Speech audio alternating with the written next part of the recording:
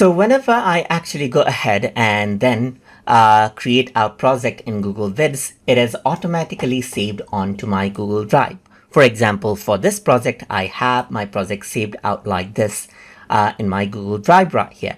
So now let's say, for example, I'm going to go ahead and rename this out. So it says my first project. So let's just go around and say my first project exercise right here. Let's say, for example, let's rename it. And then what happens is that it'll get renamed over here as well. Let me just go ahead and refresh out my page. And now you can see my first project example right here, just like this. So now what I can actually do is I can go ahead and create a new folder. Let's say, for example, I'm going to say Vids projects right here, just like this. And then what I can do is I can keep this inside right here, just like this as well.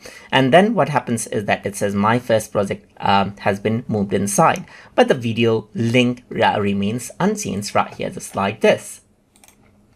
And then over here, you can see that Google Drive is an option as well. You get the move option, as you can see. And if you were to click on it, you get an option right here to move out your project as well. For example, there's this particular folder. I can go ahead onto any area, and I can also create a new folder. Let's say, for example, Vids sample right here, just like this.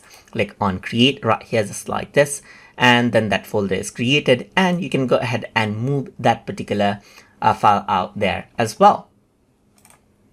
And then if I were to go around onto Google Drive, then you'll be able to see the same folder right here that I made. So inside of Vid projects right here, you can see Vid sample is created, and inside of it is my project. And that is how you can name and save projects and manage them in Google Drive as needed for Google Vids. So I hope you guys learned something as always.